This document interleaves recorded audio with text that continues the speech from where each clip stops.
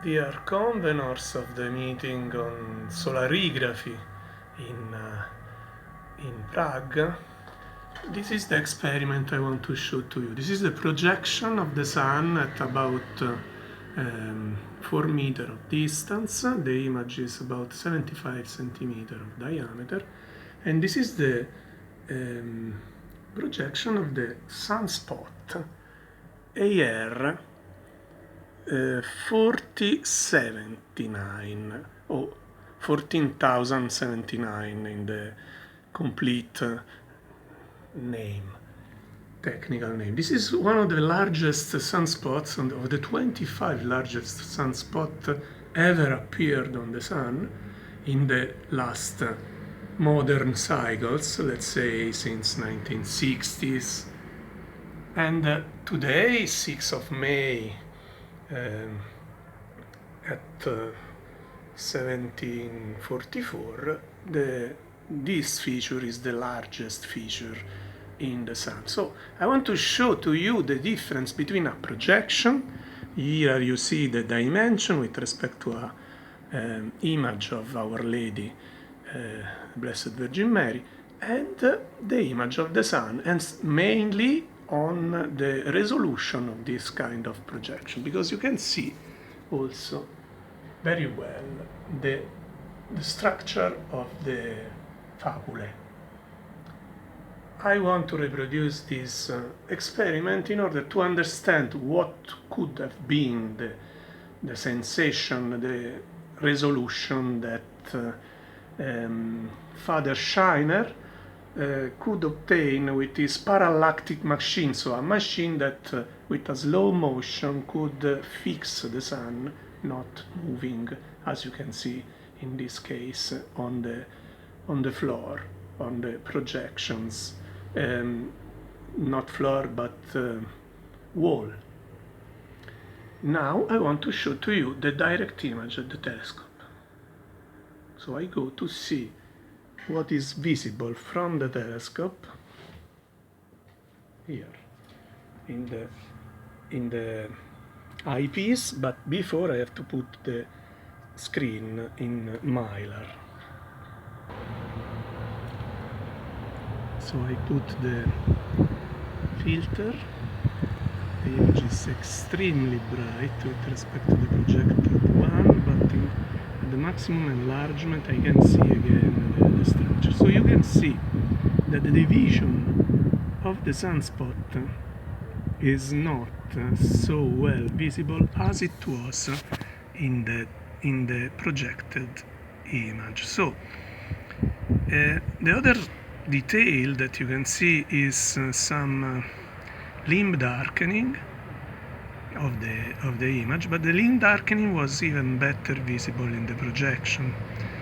Then I must say that because of a very bright image, even through the Mylar filter or the glass filter used in until 19th or 20th century, the image is too bright to see even by naked eye details of the sun, significant details of the sun. Then the projection of the sun was not only an antique method, but a very useful method to see the details of the solar surface. I want to show again now the projection, so I have to do the operation at the contrary. So keeping out, this is the dark room, the shutters are closed, and some obstacles are selected, are used for making a better shadow. I took out the pinhole, the screen, and I point the telescope again. So I obtain the projection once again, and I have to correct because I have to see it. Now I go again close to the main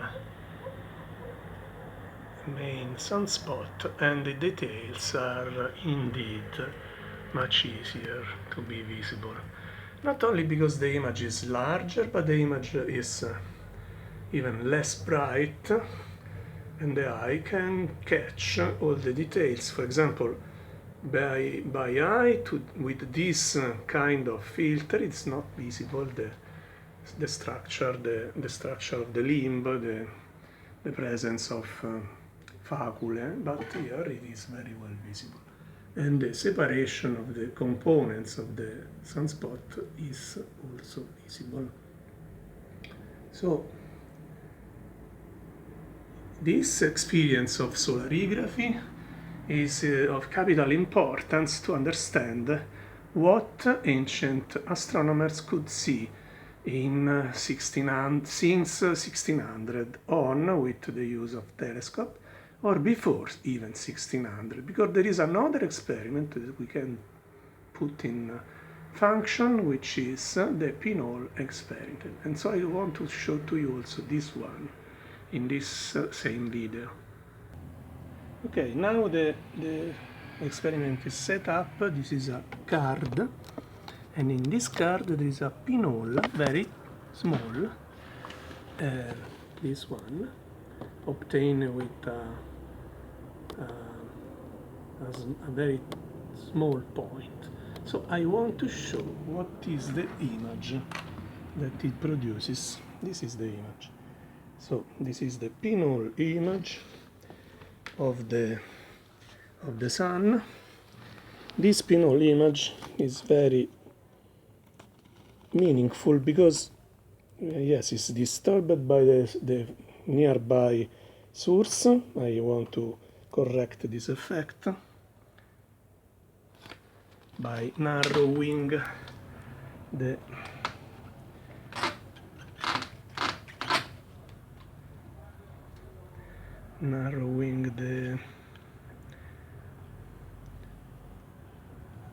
entrance window with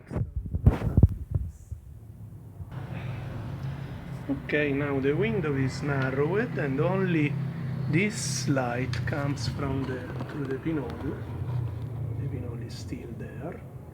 I have to go in close to the pinhole to see the pinhole itself. And the projection is now here. And I put on a small cardboard.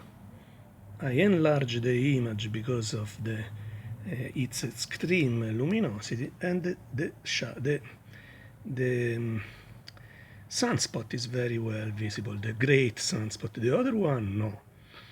But the main one, the AR 4079, is very well visible. So the distance from this cardboard and the source is 1 meter and 60 centimeters. The dimension of the image is like a finger. It's a bit larger than the thumb. This is the thumb. Not very well visible, but I put the thumb on the image and I can see it. So you can see a sunspot with such a very simple device, a very rude pinhole camera. Kepler did observe with that in 1604 in his book Ad Itelionem Paralipomena. And after the discovery of sunspots by Galileo, it continued to observe the sun with such an apparatus. The one of Kepler was a bit longer than this one, but you can see that the main sunspots are visible clearly with that device. It is not sharp, the image, because the image, to be sharp, needs some optics. So it has not optics, it is a pinhole, but the image includes the sunspot. So my final question is, why the sunspots were discovered so late, only with the telescope, when it was enough a small pinhole? And the largest pinhole available in the world appeared in 1475 in Santa Maria del Fiore a Firenze, and it appeared during the previous great minimum, the Sporer minimum, started in 1465, 10 years before, and ended in 1550. So from 1550 to 1610, when Galileo discovered the sunspots, probably someone observed it without really being conscious of what it was going on. But in any case, occasionally sunspots were observed in antiquity. The paper of Carrasco et al. Show these notes, this observation, the famous one at the time of Charlemagne, 810, there were a big sunspot visible for 8 days. This is the case. This sunspot, 479, is one so big that it can be visible for 1 whole week by naked eye with particular conditions. We need fog in order not to be bleached by the sun, or at sunset, always with the reduced luminosity of the solar disk. Only in this case it is possible to see the sunspot. You have to consider that this pinhole is like 1 millimeter, and the dimension of this image is 2 centimeters, so the area is 400 times the initial area, and this is why the luminosity of the whole sun is reduced to show the local diminution of luminosity given by the sunspot. So I want to dismount this pinhole to show how it appears. How it appears. The focus is blocked now. This is the pinhole, and the dimension is put in comparison with the thumb, so it's 1 millimeter. And this is the camera as it is required to observe the sun.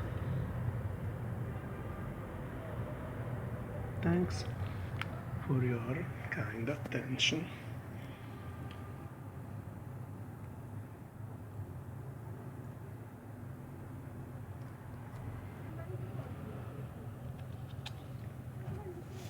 We remove now the books used to create the fence, the opening.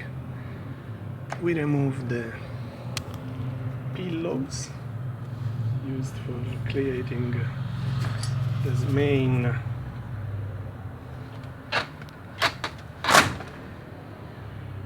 opening, and we open the shutter to show that the homemade dark camera is really very easy to be realized, even in a very trafficated city. The time of the observation is 1803, and the date is 2025, May 6. Otherwise, we could not see that big sunspot.